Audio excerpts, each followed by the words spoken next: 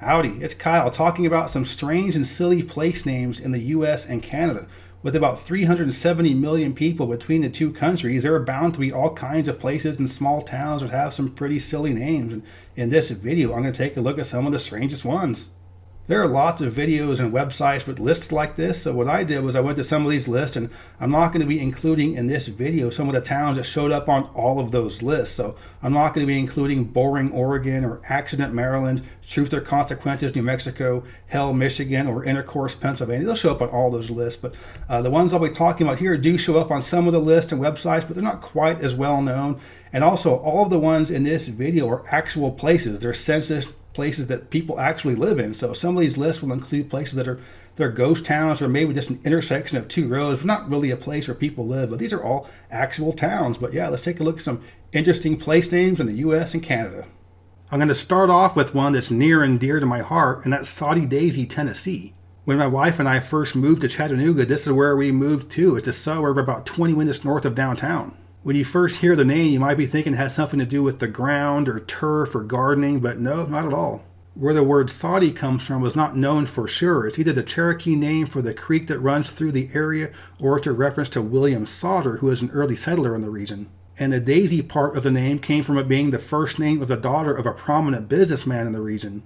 So once you realize that Daisy is in reference to a person and not a flower, the word Soddy Daisy becomes much funnier. Staying in Tennessee is the town of Lickskillet. The town apparently got its name when somebody wandered into an empty campground and found a skillet with no food in it and then licked it up. Seems like a strange name to hold on to keep and use for the name of the town, but that's what it is. And just as interesting is that there's a Lickskillet, Virginia as well. Although how the one in Virginia got its name is not exactly known, it's probably a pretty similar story. Next up is Knob Noster, Missouri. It's a town of about 2,700 people, not too far from Kansas City. There are a lot of places that have the word knob in it in reference to the geologic formation that looks kind of like a knob. And you'll often see some places with the word knob in it on lists like this, like Blue Knob or Bald Knob. However, for this one, nobody knows where the word noster came from or what it means. And although noster might very well be a nonsensical term, kind of like Idaho just made up, it still sounds pretty cool when you say it. Knob Noster. Next, we have Jotumdown, Texas, in the northeastern portion of the state. And where it got the name is that Jotumdown was the name of a shop in a fictional radio broadcast. I'm not sure about the origin of how this became the town's name, but it is named after a fictional shop. Knockemstiff, Ohio. It's located in the southwestern portion of the state, about an hour south of Columbus. And despite the ridiculous name, nobody's really sure where it came from. As you might imagine, there are lots of stories and legends, but nothing is known for sure. And that's too bad, because there has to be a really good story behind the origin of a town called Knockemstiff. Next, we have Mexican Hat, Utah. There are about 30 people that live there. It's located in the southeastern corner of the state, not too far from the Four Corners spot.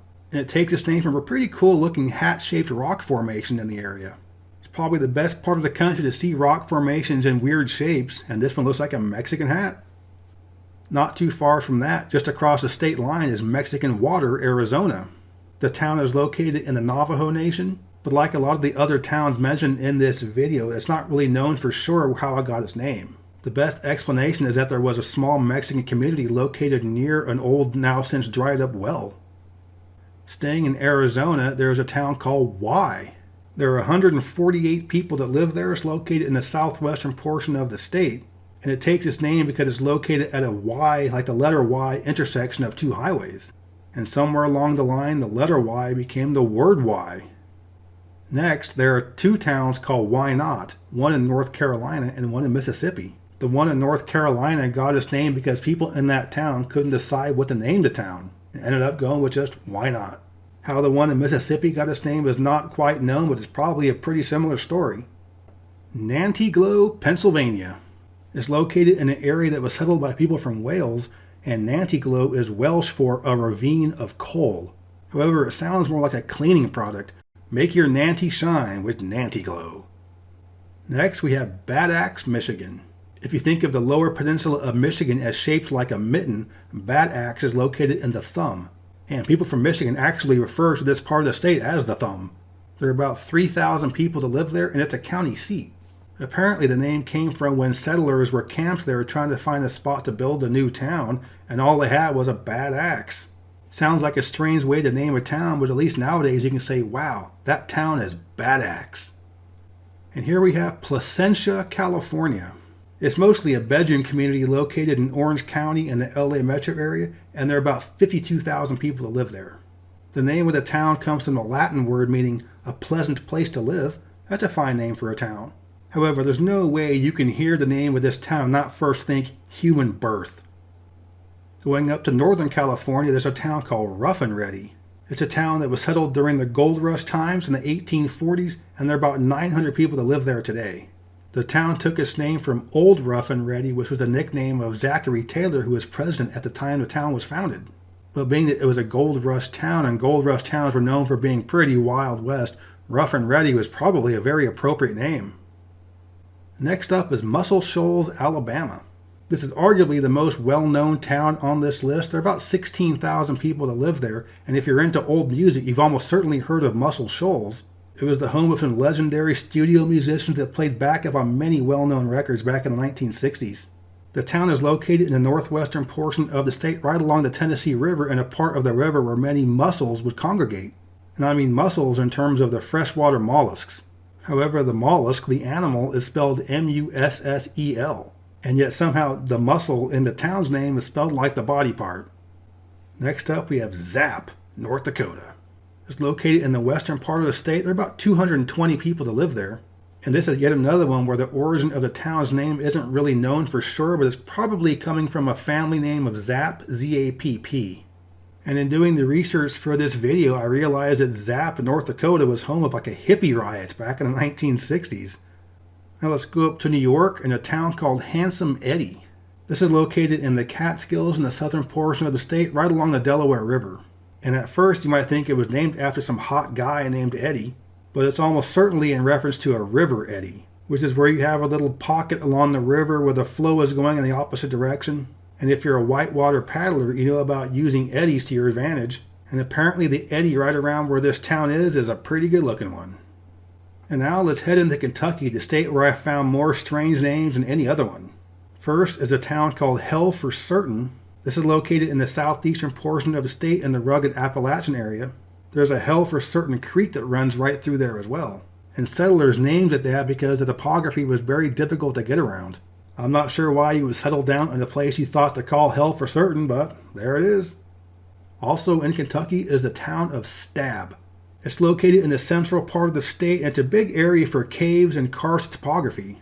However, how the town got its name is not known for sure. But it's a little jarring when you drive through the town on the highway and see one of those green signs where it just has the town's name and nothing else, and it says Stab. In the same general part of the state is the town of Pig.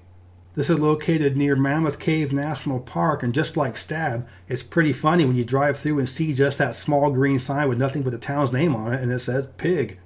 And apparently the town got its name because when they were settling it, somebody saw a pig in the road. I mean, why not name a pig? Also in Kentucky is the town of Monkey's Eyebrow. This is located along the Ohio River in the far western part of the state, not too far from Paducah or Cairo, Illinois. There are many stories as to how this town got its name, but none of them have been verified. But most of the stories refer to some type of physical feature looking kind of like a monkey's eyebrow. But what that physical feature is, whether it be a rock outcropping or a tree, who knows? This next one isn't a town, but it's a neighborhood in Minneapolis, and it's called Dinkytown. This is the neighborhood right next to the University of Minnesota campus, and got a lot of college-oriented bars and shops there. And if you're looking to party with the under 25 crowd in the Twin Cities, this is probably where you're going to be going. It's not known for sure why this part of town is called that, but it's probably because there used to be streetcars there that were nicknamed Dinkies. But either way, it's pretty fun to just say we're going to be hanging out in Dinkytown. Now I'm going to mention two towns in South Carolina. I mentioned both of these in another video before, but I have to mention them again. It's just too funny. One of the towns is called North. It's located right in the middle of the state. There are about 700 people that live there, and it's named after a guy named John North and has nothing to do with the direction. There's also a town in South Carolina called Due West, and there are about 1,200 people that live there. And Due West is about 2 hours away from North, so it's really fun to say that North South Carolina is 2 hours southeast of Due West. And for this one, you might want to hit the rewind 10 seconds button on the video. And so now I want to talk about some strange and silly place names in Canada. I'm going to start off with Flin Flon, Manitoba. There are about 5,000 people that live there. It's located right along the Saskatchewan border, and even part of the town is in Saskatchewan. And this town takes its name from a fictional character from a novel written in 1905. And the character's name was Flintabaddy Floniton. And because it would just be completely stupid to call a town Flintabaddy Floniton, they call it Flin Flon instead. Next, we have Punky Doodles Corners, Ontario. Sounds like a really annoying term of endearment that a new couple might be using on each other. Oh, my sweet Punky Doodle. However, the origin of the town's name is not known for sure. The best story is that a German immigrant was trying to sing the song Yankee Doodle Dandy, but somehow said Punky Doodle.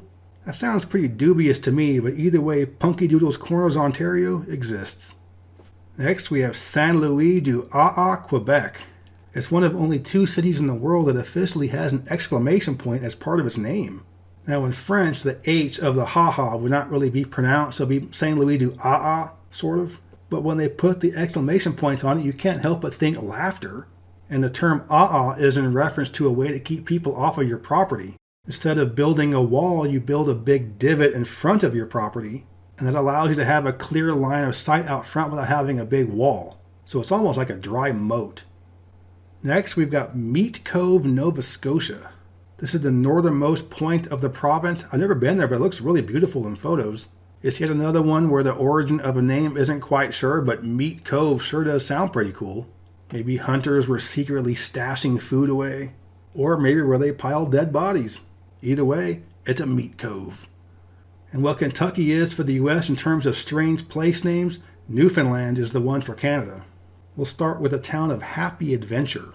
It's pretty obvious what that means, but where it came from and why it's called that is not known. I would like to think it was a trolley type name and it was actually a horrible experience for the settlers. The population is about 200 people, so that means there are 200 happy adventurers out there. Goobies. Just simply Goobies, a town of 200 people. Yet another one where the origin of a name isn't quite known, but it's got to be a pretty good story, right? A goober is a real word that references an ignorant or foolish person. I'm not sure if there's any relation to that or not, but either way, the town is called Goobies. Another town in Newfoundland is called Jerry's Nose. Just offshore there's a rock formation known as the Kissing Rocks, or maybe there's some other type of rock outcrop or some other physical formation that looks like a big nose. And I'm not sure who Jerry is, but apparently he had quite the schnoz. Leading Tickles. I have no clue what this means, but there are 300 people that live there, and they don't know what it means either. It's a coastal fishing town. Maybe Tickles has some type of reference to waves, and the Leading Tickles are the first ones. I mean, I have no idea. But Leading Tickles makes no sense, but that's why I love the name of it so much. So that's the list of strange and silly place names in the US and Canada, and there are way more than that. I could have made this video well over an hour long, so in the comment section, please do add on to the ones you saw in this video because there are many other really funny ones. I hope you enjoyed this video. If you did, please give me a thumbs up so let me know you approve, and subscribe to this channel if you're interested in learning more about US geography. I'm talking about states and counties and cities and ranking them and comparing them in all kinds of different categories. Talking about cross-country road tripping, and everything I talk about comes from a little more nerdy type perspective. But yeah, thanks for watching. Geography King signing out.